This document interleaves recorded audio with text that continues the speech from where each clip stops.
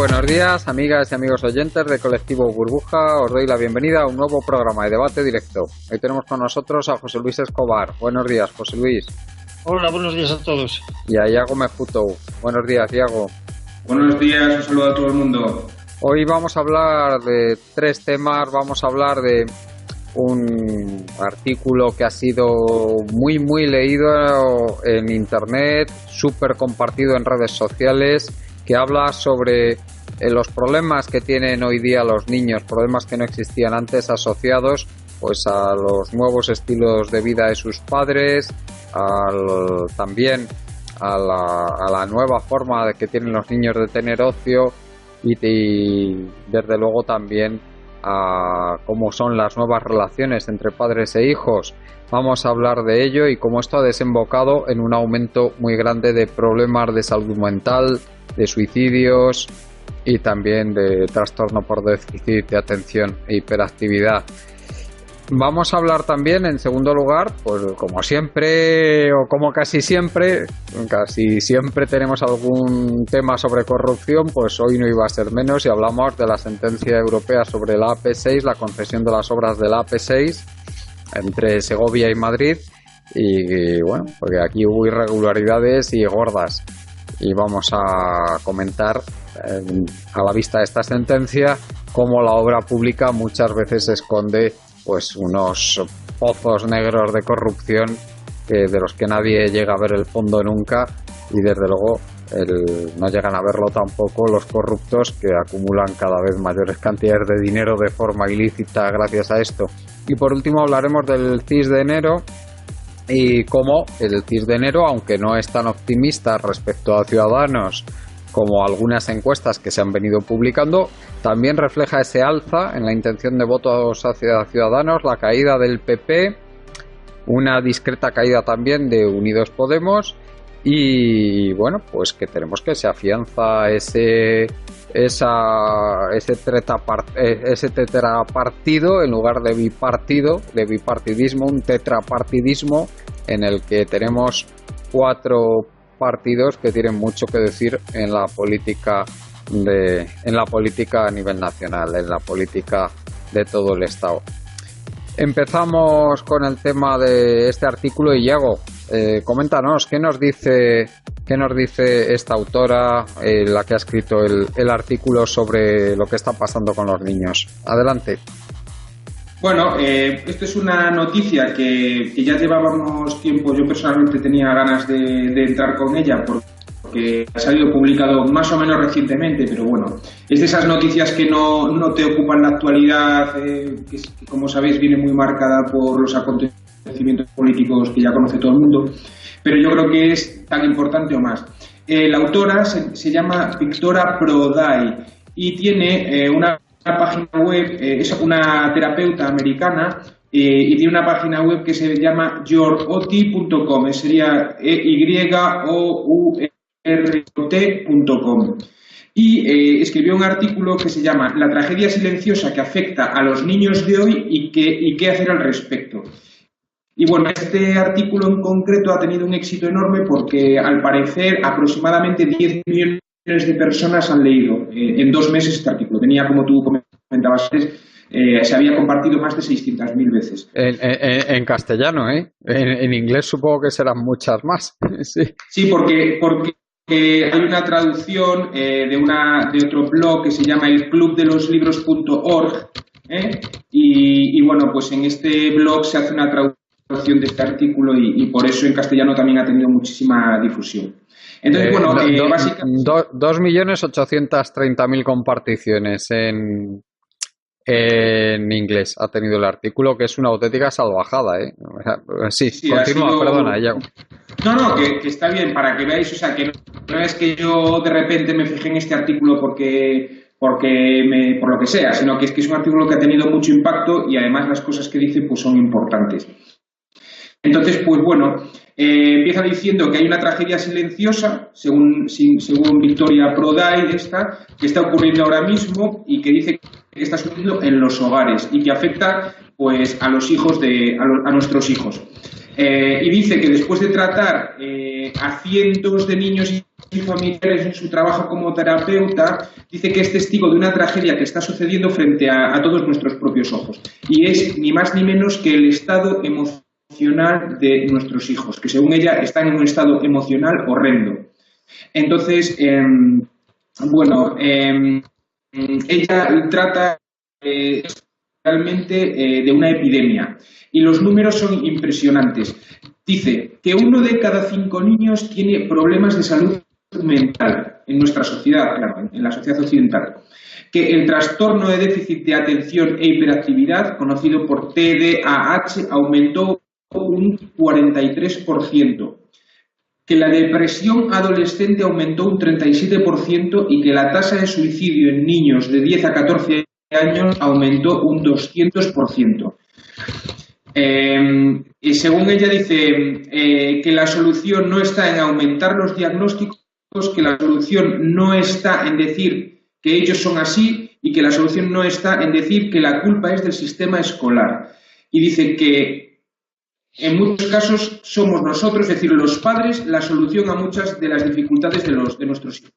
Y sigue diciendo que se ha comprobado científicamente que el cerebro tiene la capacidad de recalibrarse al interactuar con el medio ambiente, pero que tristemente el estilo de ambiente y crianza que estamos aplicando en los niños está recalibrando su cerebro, en una dirección equivocada y creando más dificultades para su vida diaria.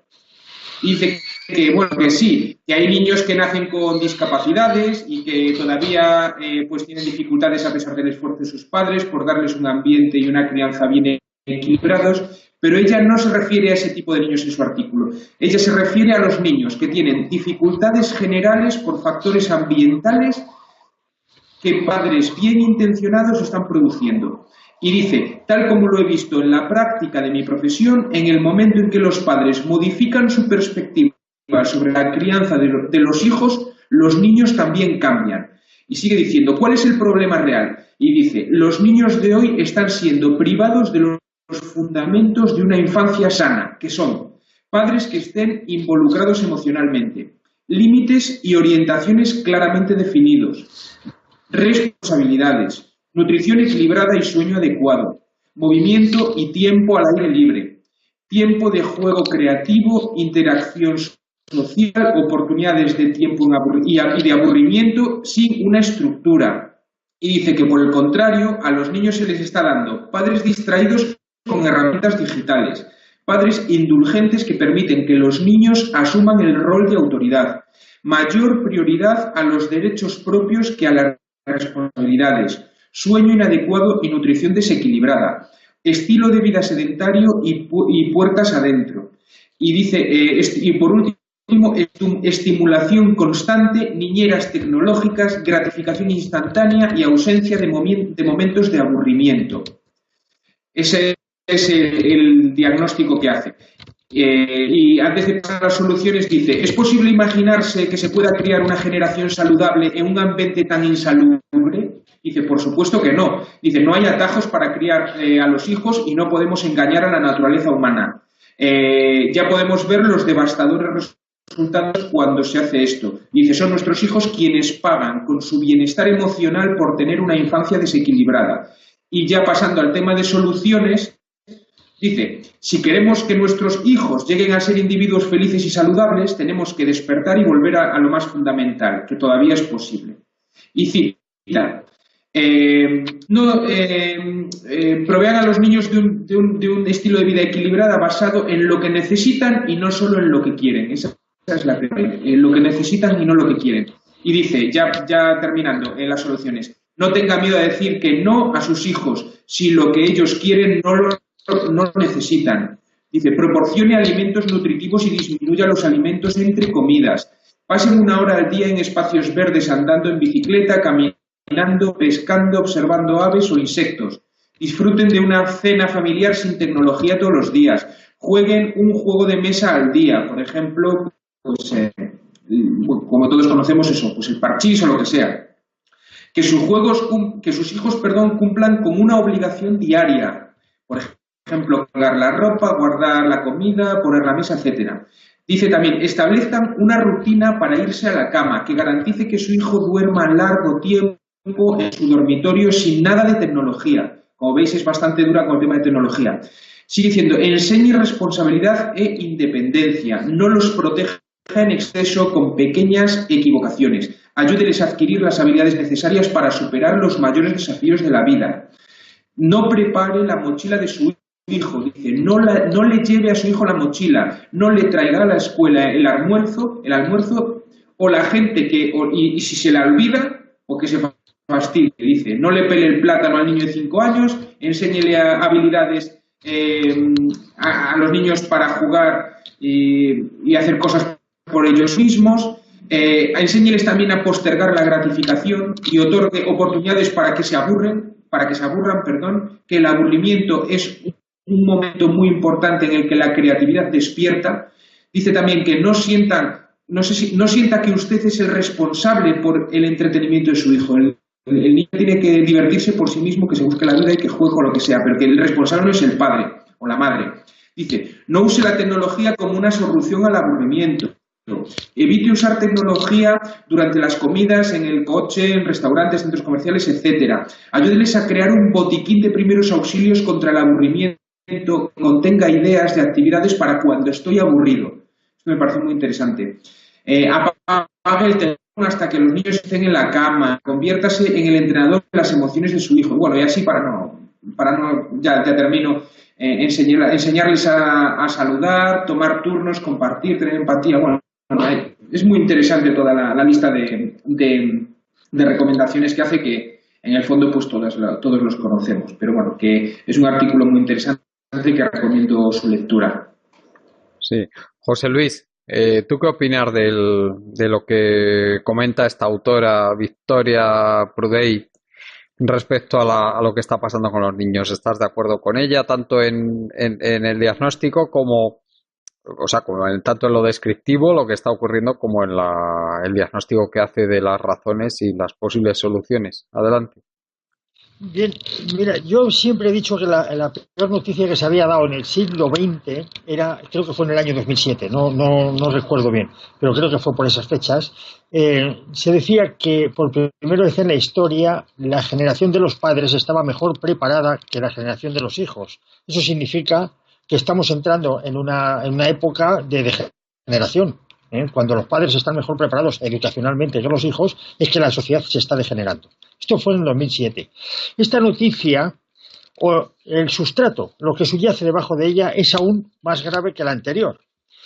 Mira, hay mucha gente que se está preguntando, yo entre ellos, ¿qué está ocurriendo con cómo interactúa la tecnología, los juegos tecnológicos en la mentalidad del niño?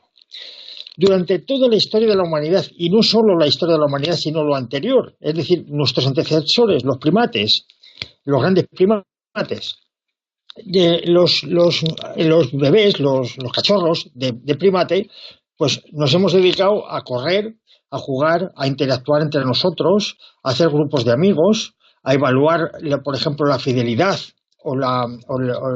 al amigo o al grupo, a enfrentarnos a quien se enfrentaba a nosotros, es decir, a saber pelearnos, saber cómo salir de situaciones conflictivas, discutiendo, incluso llegando a las manos, forma parte del aprendizaje.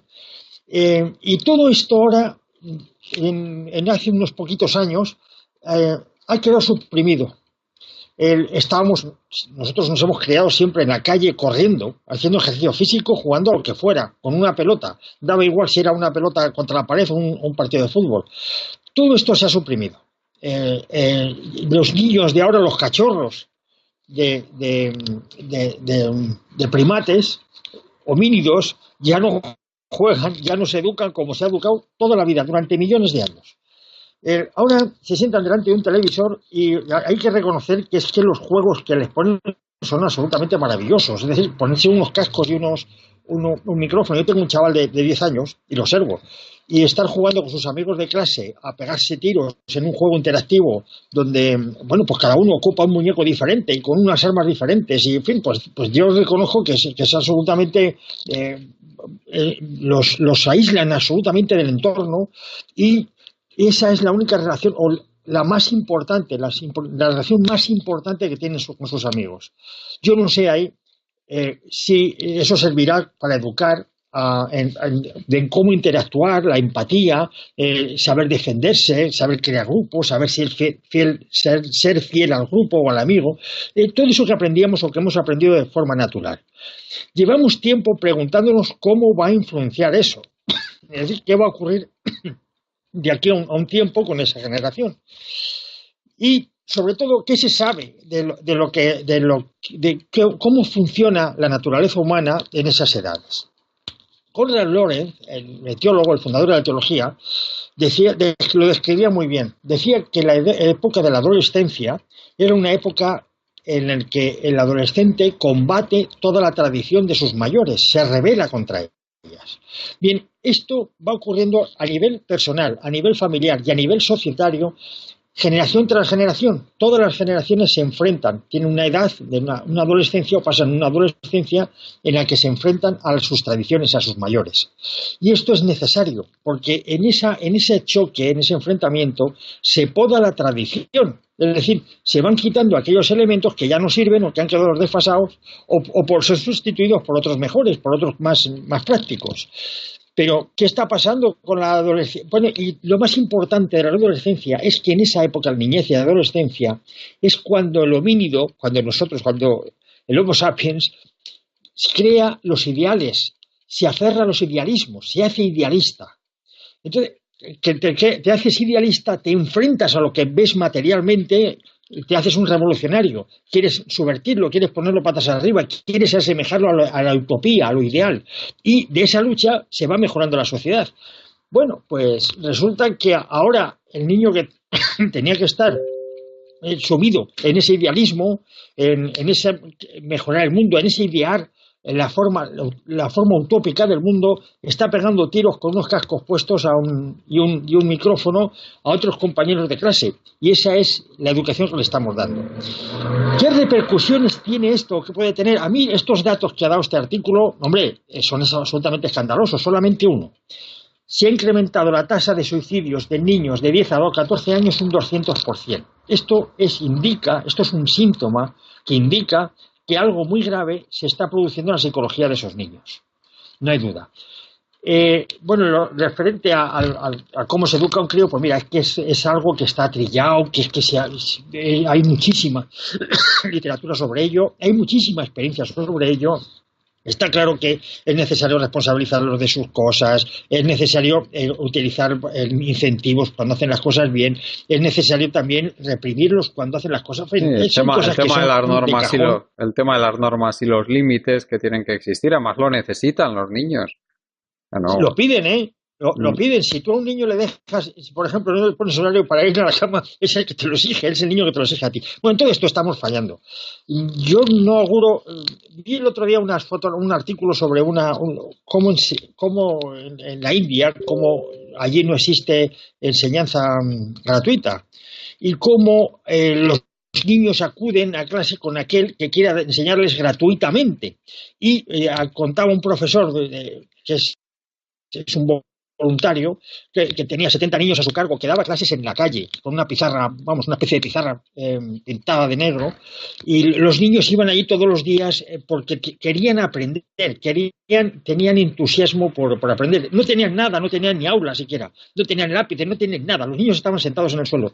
Pero decía el tío que ahí lo único que sobraba era ansia por aprender. Bueno, pues cuidado, y la India tiene 1.300 millones de personas. Tienes una generación que tiene ansias de aprender y tienen que competir con los nuestros. Acordaos que ya no estamos en un mundo provinciano, que lo que ocurre en la India repercute en el futuro, y en lo que está pasando ahora mismo en España.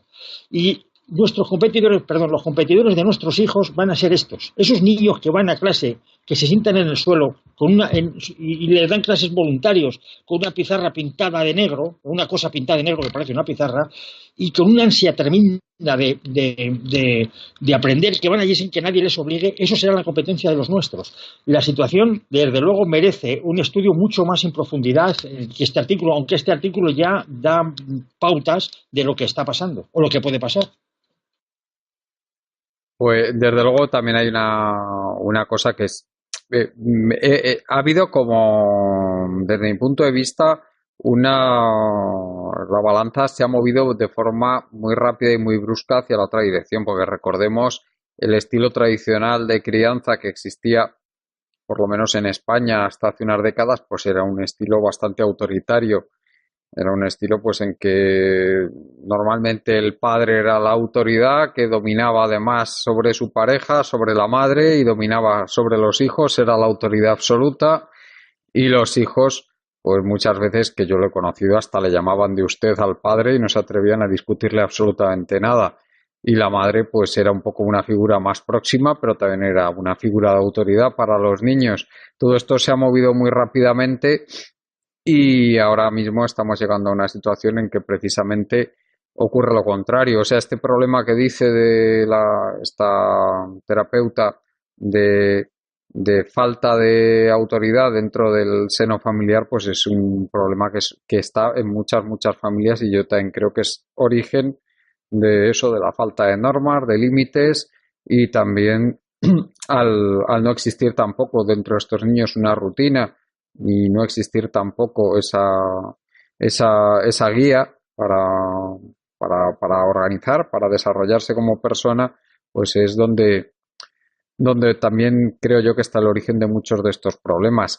Hay otra cosa que también me gustaría, antes de acabar, de reseñar, es que una cosa es el autoritarismo, que yo creo que era exagerado, que existía, y otra cosa es pues la falta total de guía para estos niños y de ayudarles a desarrollarse como personas y como personas completas, como adultos y a organizar sus propias vidas. Sí, quisiera hacer yo dos indicios, dos incisos. Mira, en primer lugar, quien introdujo todo este sistema de permisibilidad, o si quieres, falta de autoritarismo, o que rompió con ese autoritarismo al que hacía referencia, vino del norte, vino de Suecia, Noruega, vino de estos países. Pero estos países hace como unos 15 o 20 años se dieron cuenta que estaban cometiendo un error, habida cuenta de los resultados en la educación. Suecia cambió todo el sistema educativo a raíz de esto. Y yo creo que lo he comentado alguna vez, en una entrevista que le hicieron en España a lo que sería la directora general de educación de allí, le preguntaron qué es lo que había cambiado principalmente. Dice, lo que hemos cambiado principalmente es la autoridad del director, del maestro, del profesor.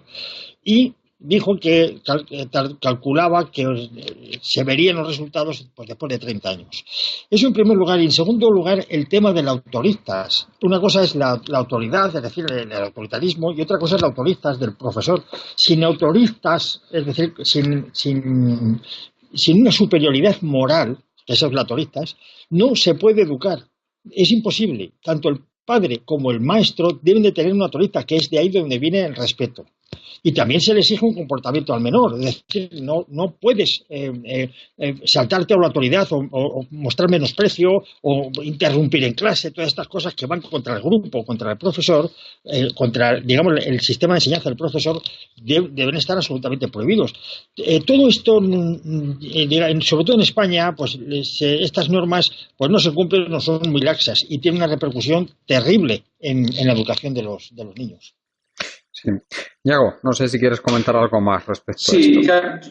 Ya para terminar y pasar. El artículo es muy interesante. Yo, ya te digo, se lo recomiendo a la gente. Hay un blog que se llama El Club de los Libros Perdidos.org y ahí está traducido al español. Pero básicamente en el artículo se dice cosas que ya más o menos la gente conoce, que es lo que estabais hablando, pero a mí, desde mi punto de vista, la cuestión más interesante del artículo viene por la cuestión del aburrimiento.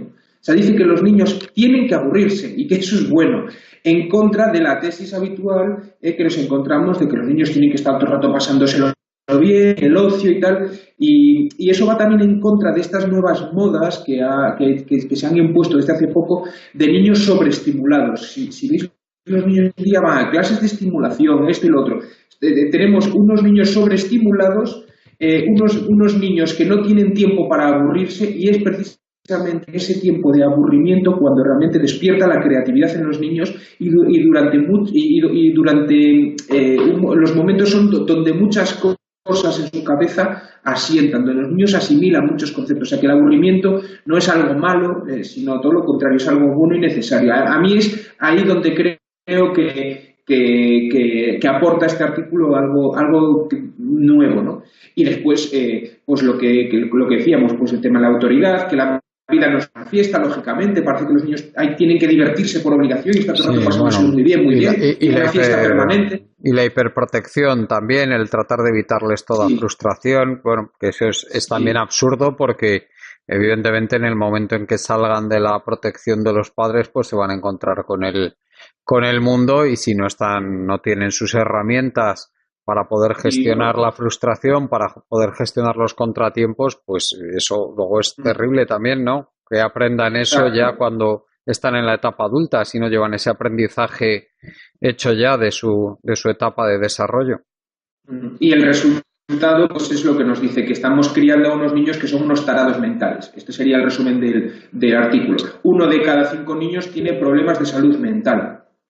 Ese es el resultado y duro es el resumen duro de este artículo. 1 de cada 5 niños con problemas mentales y una generación de taraos. Pues esto es lo que dice. La solución es muy, muy difícil. Te explico. Yo conozco casos de padres que hablo ahora sobre los temas estos cibernéticos, sobre los juegos estos que es lo que ocupan la inmensa mayoría del tiempo que disponen los menores. Yo conozco a padres que prohibieron taxativamente a sus hijos jugar con esos juegos. Sí. Entonces, incluso ver la televisión, porque les decían, bueno, no me gustan los dibujos animados, entonces les traían ellos películas adaptadas a su gusto, de dibujos animados, pues, en fin. ¿Qué ocurrió? Cuando cumplieron 16 años, esos chavales no supieron manejarse en su entorno. Fijaos si es grave el asunto. Sí. Y han dado problemas muy graves de adaptación. O sea que el asunto ya no es cómo educas a tu hijo, sino que la educación que les des tiene que servir para enfrentarse a la sociedad luego. Claro.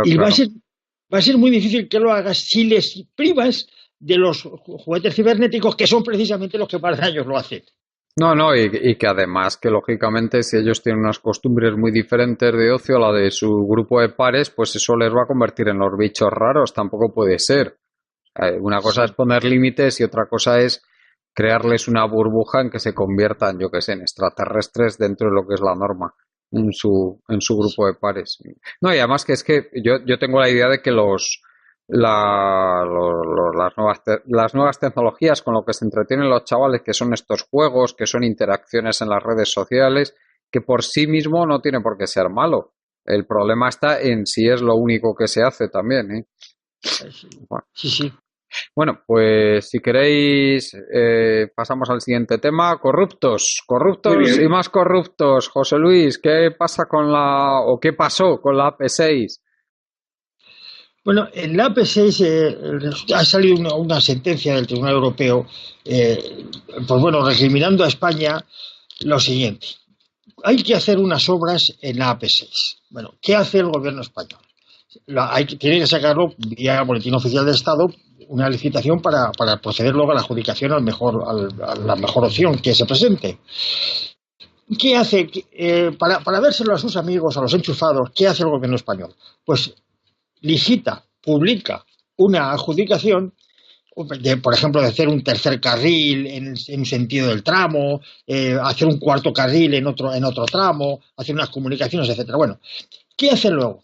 Hace una segunda licitación diciendo que había que hacer correcciones técnicas, ¿de acuerdo? Y cuando dice las correcciones técnicas no publica qué tipo de correcciones técnicas son, sino que hay que remitirse al expediente administrativo que no se publica. Bien, es ahí donde meten un montón de obras que deberían de haber sido licitadas una por una y que no lo fueron. Es decir, el tribunal condena a España porque, utilizando el truco de las correcciones técnicas, adjudica una cantidad de obras tremendas sin publicidad, de tal manera que privó a empresas europeas. Bueno, lo que hace con eso es dárselo al enchufe, que ya estaba predeterminado antes, para que vamos a darle vueltas. En definitiva, el Tribunal Europeo vuelve a condenar a España por saltarse las directivas europeas que tienen que ver con control de la corrupción, como por ejemplo adjudicación de obras. Y eso es por lo que ha condenado el Tribunal Europeo a España. Mejor dicho, por lo que le ha vuelto a condenar. Bueno, pues tenemos aquí, Iago, más de lo mismo. Aquí los amigotes de las constructoras ahí reuniéndose en Sí. reservados de restaurantes de lujo o en el palco del Bernabéu y ahí cerrando negocios en los que O en sitios luego, peores luego todavía. manipulan el BOE como les da la gana para conseguir pues hacer este tipo de disparates que lo único que hacen es vaciar el bolsillo a los contribuyentes. Efectivamente. Bueno, toda esta historia salió cuando, si os acordáis, el Día de Reyes, 3.000 vehículos se quedaron 18 horas atrapados en diferentes puntos de la autovía, la de los túneles de Guadarrama, la de Madrid, la que va hacia La Coruña, hacia Ávila, hacia León, etcétera. Entonces, las noticias que nosotros vimos fue, como siempre, la cuestión, digamos, del drama humano.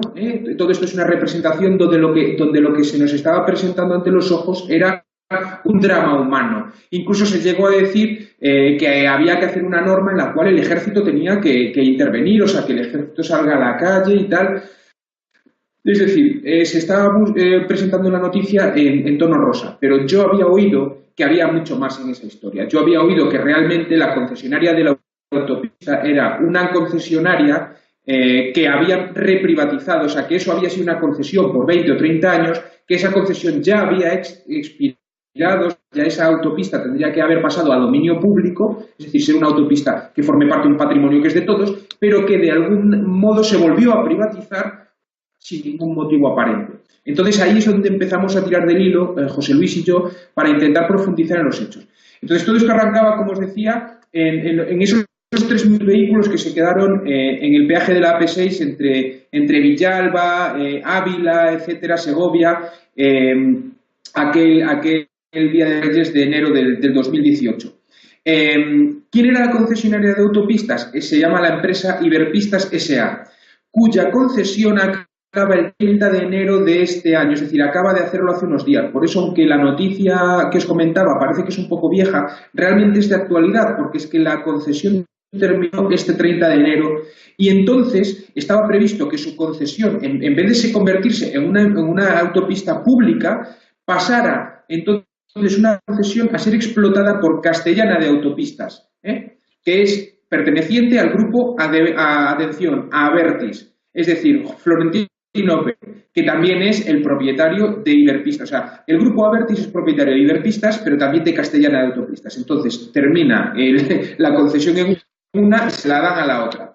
Entonces, esta era una prórroga concedida de forma ilegal, ya que el Tribunal de Justicia de la Unión Europea en el 2002 ya había, digamos, sancionado por este tipo de prácticas a estas empresas, como acaba de decir José Luis. Y bueno, esta historia pues ha ido también a lo largo de todo el mes de enero teniendo diferentes fases. Por ejemplo, a los pocos días salían unas noticias en cuartopoder.es que decía que en respuestas parlamentarias al PSOE el gobierno afirma que no va a renovar ni prorrogar los tramos de pago de estas autopistas. Y también se ha ido sabiendo estos días que desde el 29 de enero hasta el 31 de agosto del 2021, es decir, estamos ahora mismo iniciando todo un recorrido de unos años, pues fijaos que van a vencer 9 concesiones de autopistas en España. Eso es lo que está ahora mismo en juego.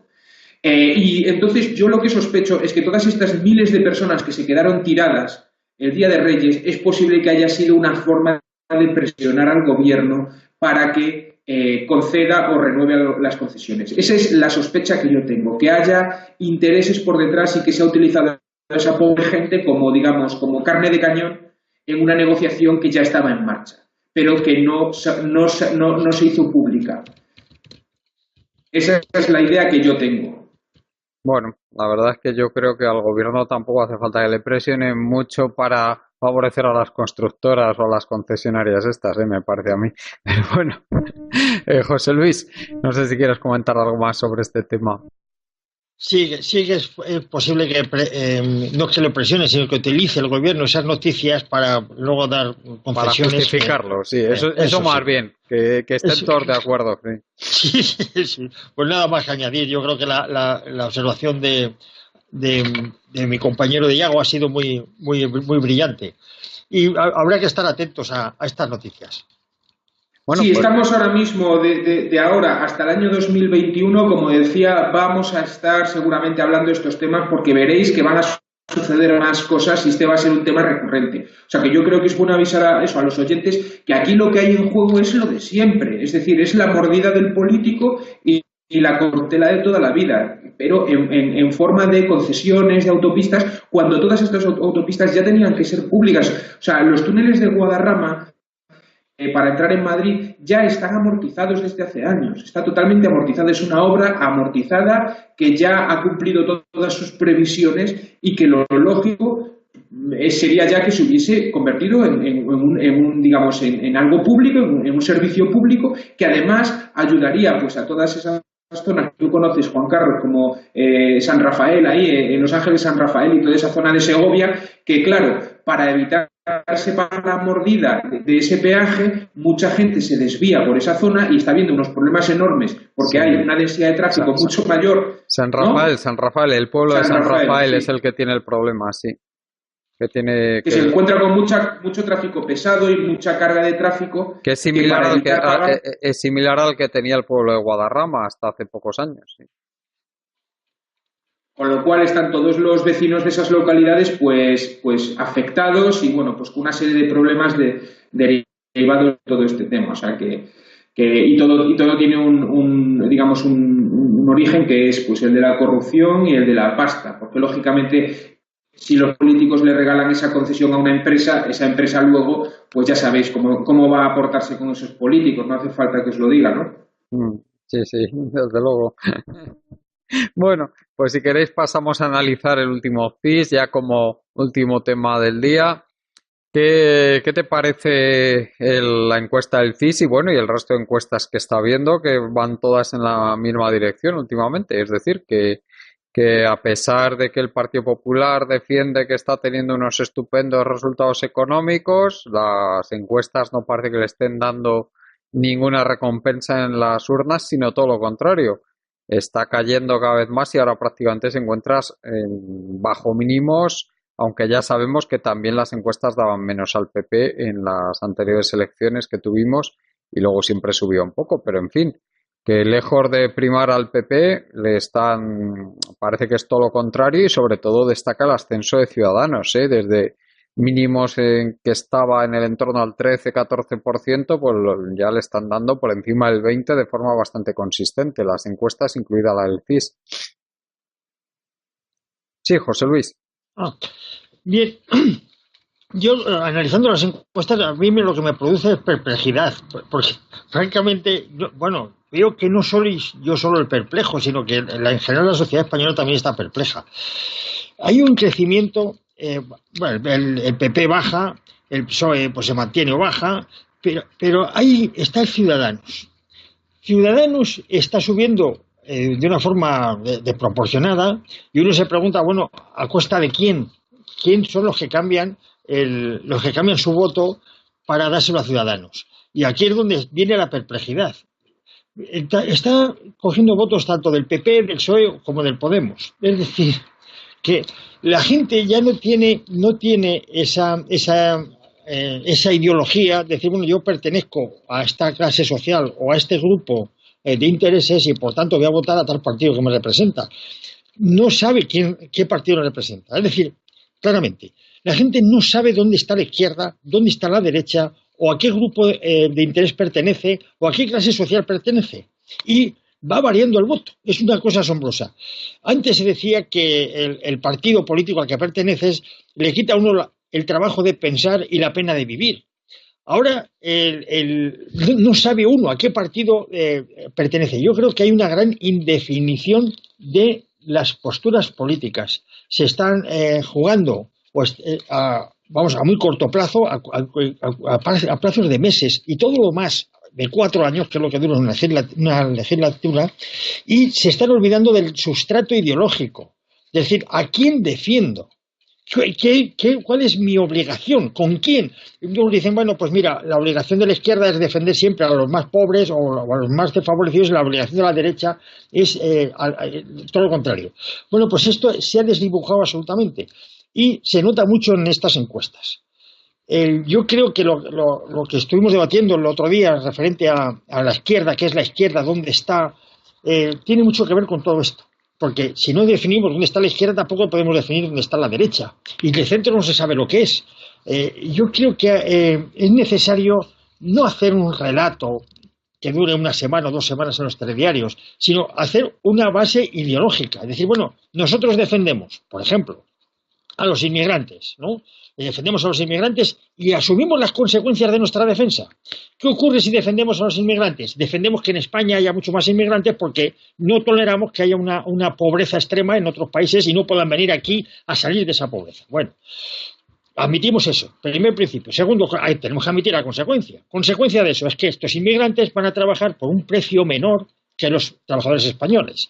Tercera consecuencia, lo que va a hacer va a ser empobrecer a los trabajadores españoles. Y uno se pregunta, bueno, pero si soy la izquierda, ¿cómo puedo estar favoreciendo a los trabajadores? Pues hay que asumirlo.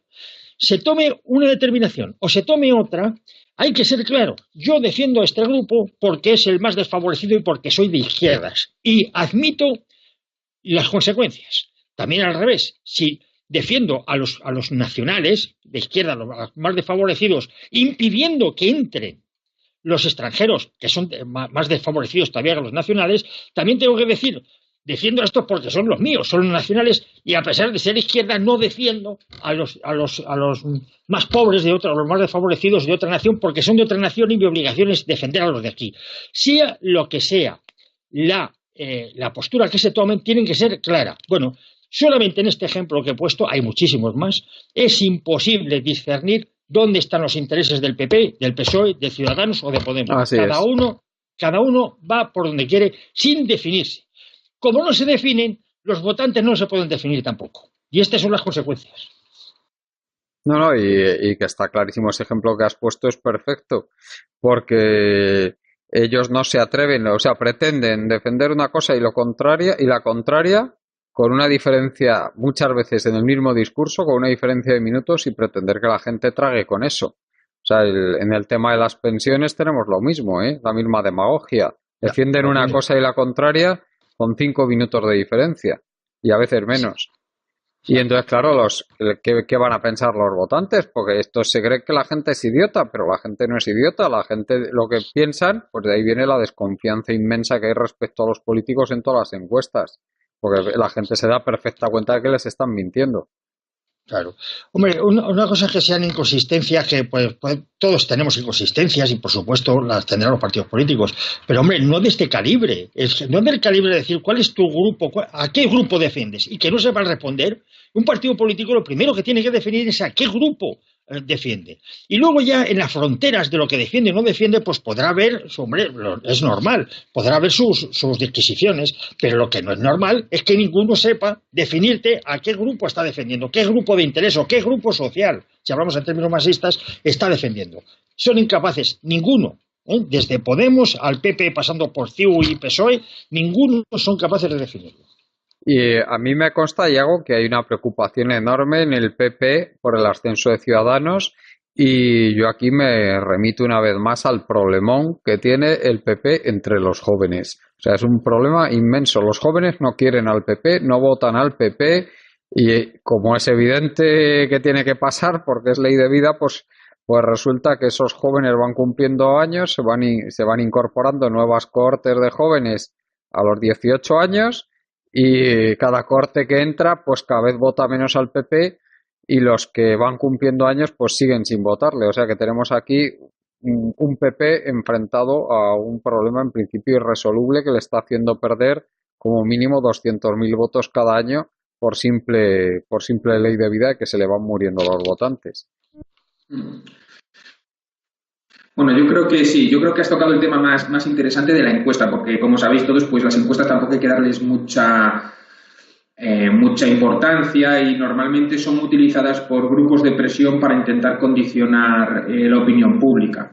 De hecho, un antiguo amigo nuestro que tú conoces muy bien, que ya está muy mayor, pues aparte de montarse un grupo de comunicación, luego andaba dando la tabarra que quería montarse su empresa de encuestas. No hace falta que te diga quién es. Y que estaba empeñado en que había que comprarse una empresa para hacer encuestas porque eso era más importante que tener un grupo de comunicación. Estoy hablando de Antonio, ya sabéis, de Antonio. Sí, de García Trevijano, sí. Claro, pero quería que se lo financiaran otros, lógicamente. Claro, no, eso es pagarlo él, ¿no? Claro, y me acuerdo cuando estaba empeñado en que había que montarse una empresa eso, pues de encuestas y de tal, porque decía que eso tenía más importancia que tener un medio de comunicación. Bueno, pues para eso, para que veáis que las encuestas siempre tienen una intención y efectivamente, pues en este caso estamos viendo que las encuestas en general dejan muy mal parado al PP. Entonces, ¿esto a qué se puede ver? Pues por un lado a que lo que dices tú, ¿no? Que realmente pues el PP, yo personalmente no creo que el PP esté tan acabado como mucha gente se piensa o como algunos se creen. Yo creo que este muerto todavía está muy vivo y todavía nos va a dar sigue siendo el primero, sigue siendo el primero en intención de voto. Aunque lo que tú dices es cierto y es una tendencia, también es cierto que esa tendencia puede cambiar en cualquier momento y yo no estoy tan seguro de que el PP esté tan acabado o que ya esté a punto de desaparecer y los que están apostando tan fuerte en contra del PP lo mismo se pegan un porrazo. No lo sé, a mí me da igual porque yo no tengo ningún interés en el PP ni nada, yo simplemente lo digo como un observador externo. Pero sí que quiero dejar un par de datos importantes que nos pueden dar alguna clave para entender lo que está sucediendo. Al parecer, el ABC, que como sabéis es la cabecera de referencia en la derecha española, tiene una crisis o tiene un enfrentamiento con el PP. Y esto es una cosa que no había sucedido antes. Es decir, el ABC siempre ha sido un periódico muy afín a los intereses del Partido Popular. Y todo esto nace con esa famosa portada de Arrimadas el día anterior, el día de reflexión de las elecciones en Cataluña, que como sabéis hicieron una portada muy llamativa con Arrimadas, pues bueno, en primera a todo trapo, a todo color y ocupando la portada entera. Claro, esto lo hizo el periódico ABC el día de reflexión. Y el PP creo que le metió una multa al ABC por haber hecho eso, porque era un apoyo explícito a Ciudadanos y no al PP de Cataluña. Esto hay algunas cosas que he leído por ahí y qué tal. Y luego hubo una segunda, digamos, en respuesta a esta multa que le puso el gobierno por haber roto esa ley electoral que dice que, bueno, que en el día electoral no se puede hacer publicidad o no se puede hacer propaganda de ningún partido político. El día 14 de enero, el diario ABC sacaba una encuesta en la cual daba como ganador a Ciudadanos y daba como segundo al PP. Y el titular de esa publicación era Ciudadanos ya es primero en votos y podría gobernar con el PP o con el PSOE. Es decir, esto es una puñalada que le mete el ABC al PP.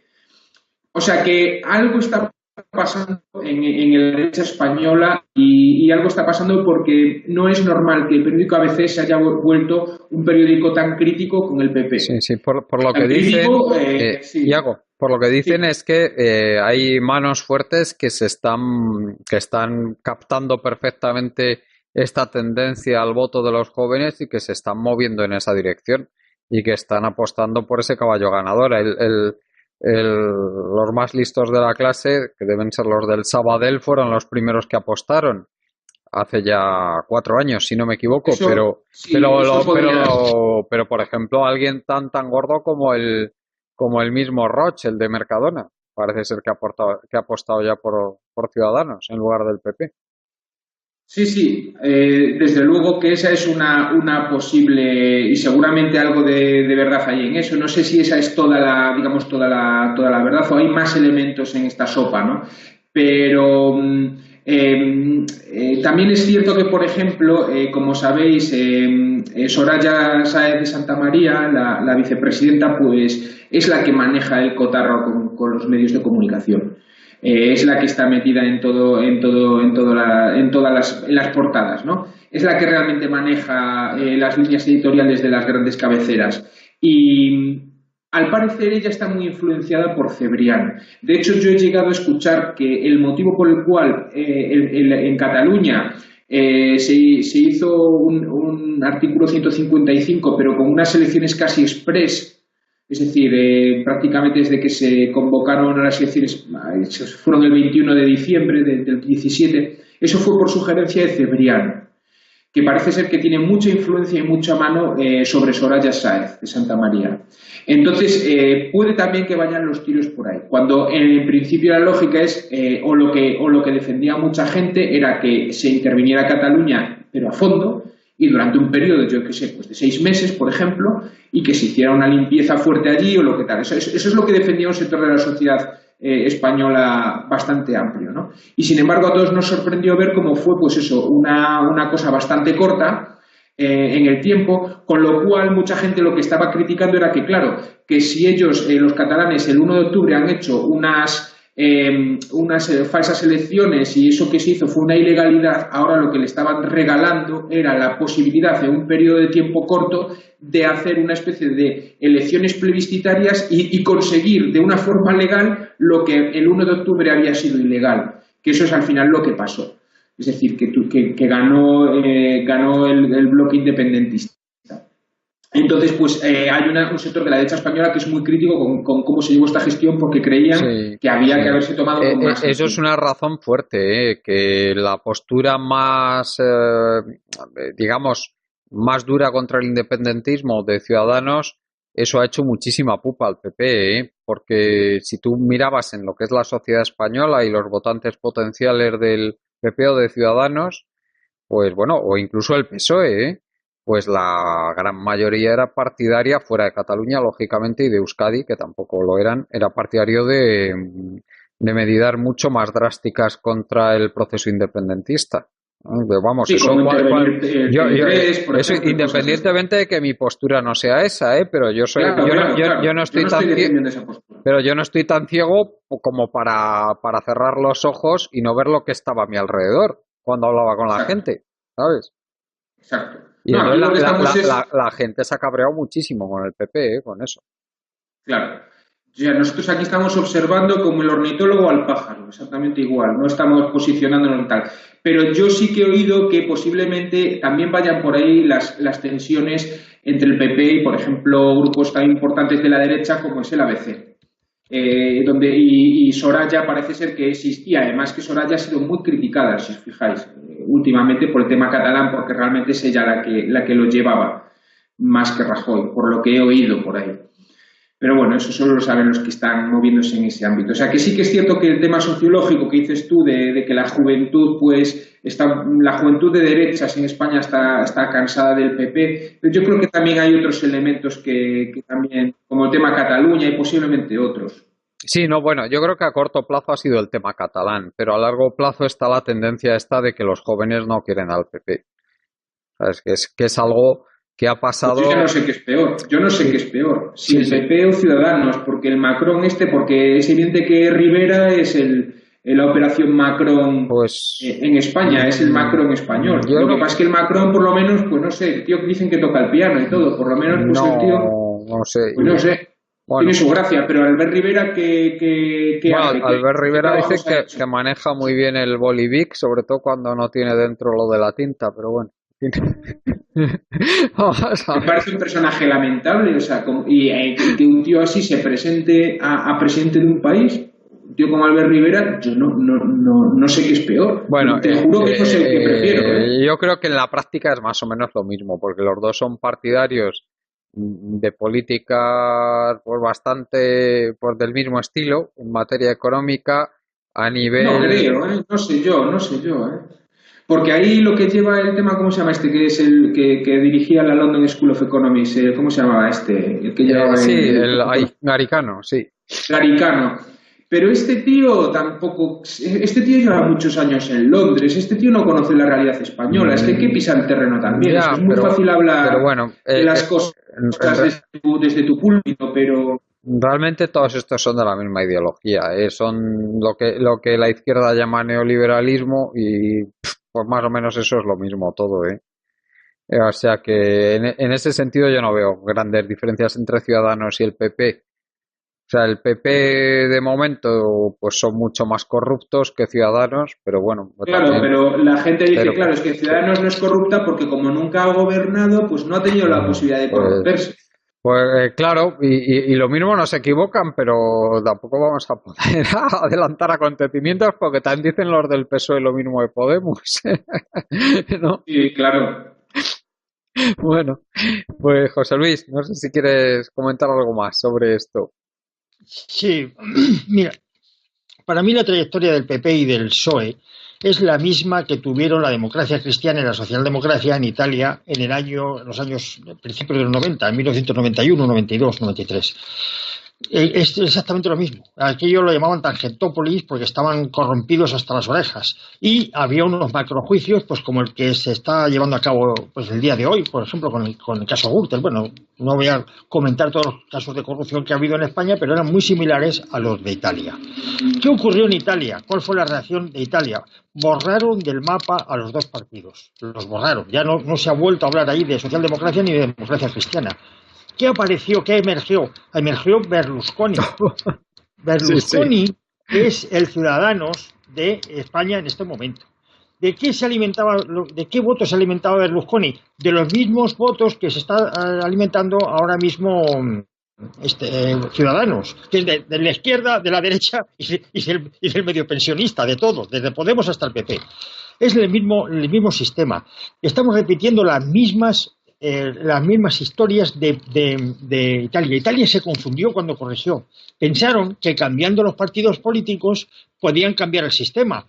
Vemos hoy cómo está Italia y llegamos a la conclusión de que se confundieron. Estamos hablando del año 1992, hace 20 años. Sí. Es decir, que les ha dado tiempo a corregir. Pues está claro que después de 20 años podemos llegar a la conclusión de que no. Cambiando de partidos políticos no se soluciona nada. Sí, pero sí es la impresión que nos da a todos, de que se quitamos al PP y al PSOE y ponemos a Ciudadanos y a Podemos y en 10 años están los dos que parecen clones del PP y del PSOE. Claro. Y volvemos a lo de siempre. Sí, ya lo parece que ahora falla. Ya lo parece que ahora, imagínate. ¿Qué es lo que falla? Bueno, yo veo dos fallos. Primero, cambiar el régimen. Un sistema en el que tú puedas llevar tu ideología al Congreso para hacer leyes. Bien, dentro de esa ideología o grupo de interés, como queréis llamarlo, pero lo que tú defiendas puedas llevarlo allí al Congreso. Eso en primer lugar. Y en segundo lugar, tener ideología o identificar tu grupo de intereses, porque si ni tienes ideología, ¿qué es lo que pasa con Ciudadanos, con el PP y con el PSOE? No tienen ideología, eso es tabula rasa, no saben de lo que se andan. Si no tienes ideología ni tienes definido el grupo de intereses, ¿para qué quieres ir al Congreso de los Diputados? Si no sabes a quién defiendes, solamente para mantenerte en el poder. No, mira, en primer lugar es cambiar el sistema y en segundo lugar obligar mediante el sistema, obligar a que los partidos políticos que quieren representar algo, pues se definan y se les pueda votar. Yo voto a este partido porque, por ejemplo, defiendo a los inmigrantes, aunque sea a costa de los trabajadores españoles, pero por eso le voto a él, porque me interesa. O voto a otro precisamente porque desecha a los inmigrantes porque defiende a los trabajadores españoles, por ejemplo. Pero es que tener claro a quién votas, tener claro cuál es la opción de votar. Y de toda esta banda son unos oportunistas, están ahí para vivir de la política, están poniendo la política al servicio suyo, en vez de estar ellos al servicio de la política, en fin, y están creando una sociedad pues bastante deteriorada. Sí, bueno, y yo ahí soy un poco más bruto y creo que la única solución pues es limitar el poder de todas esas manos fuertes que son las que meten cucharada en la política y en los medios de comunicación y lo hacen polvo todo, ¿eh? Hombre, claro, pero para eso está el sistema, para eso está que reformar el sistema. Bueno, y limitar, por supuesto, pues el que haya gente con tantísimo poder como tiene, de tipo económico me estoy refiriendo, ¿eh? Sí, sí. Bueno, Iago, ¿querías comentar algo más sobre esto antes de acabar? Nada más, yo creo que ya lo hemos tocado todo. Estas encuestas que estamos comentando pues no dejan de ser un episodio más de esta denominada democracia de audiencia en la que vivimos y así nos va. Muy bien, pues muchas gracias, Iago, como siempre. Un abrazo a todos, muchas gracias por contar conmigo. Mismo digo, un placer. José Luis, ¿querías comentar algo más antes de acabar? No, nada más, muchas gracias por invitarme. Muchas gracias a ti y gracias a toda la gente que nos escucháis, a los compañeros Marta Luengo y Juan Martínez. Nos despedimos ya por hoy. Os recordamos nuestra página web colectivoburbuja.org y si queréis seguirme a mí pues también podéis en Twitter @Juan Carlos Burbu, en Facebook como Juan Carlos Barba y en Instagram Juan Carlos Colectivo Burbuja. Hasta el próximo día.